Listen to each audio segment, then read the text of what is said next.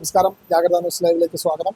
നമ്മളിപ്പോൾ നിൽക്കുന്നത് കോട്ടയം നഗരസഭയിലാണ്. ഈ നഗരസഭയിൽ നടന്ന 3 കോടിയുടെ പെൻഷൻ ഫണ്ട് തട്ടിപ്പുമായി ബന്ധപ്പെട്ട് ജില്ലാ ക്രൈംബ്രാഞ്ചിന്റെ അന്വേഷണം ഇവിടെ നടക്കുകയാണ്. കഴിഞ്ഞ ദിവസമാണ് ജില്ലാ ക്രൈംബ്രാഞ്ച് കേസ് അന്വേഷണം ഏറ്റെടുത്തത്. ക്രൈംബ്രാഞ്ച് ഡിവൈഎസ്പി സാജു വർഗീസിന്റെ നേതൃത്വത്തിലുള്ള സംഘം നഗരസഭാ സെക്രട്ടറി ബി അനിൽകുമാറിന് നിന്ന് വിവരങ്ങൾ ശേഖരിക്കുകയാണ്. ഇവിടെ നടന്ന തട്ടിപ്പ് സംബന്ധിച്ചുള്ള വിവരങ്ങളാണ് ഇപ്പോൾ ക്രൈംബ്രാഞ്ച് സംഘം ശേഖരിച്ചുകൊണ്ടിരിക്കുന്നത്.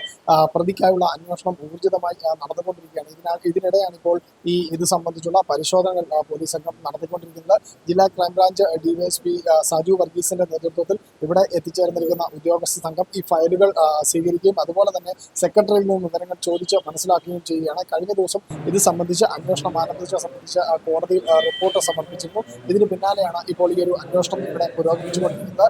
പ്രതിക്കായുള്ള അന്വേഷണം സജീവമായി തന്നെ പുരോഗമിക്കുന്നതിനിടെ ഇവിടെ നിന്നുള്ള കൂടുതൽ വിവരങ്ങൾ ശേഖരിക്കുകയാണ്.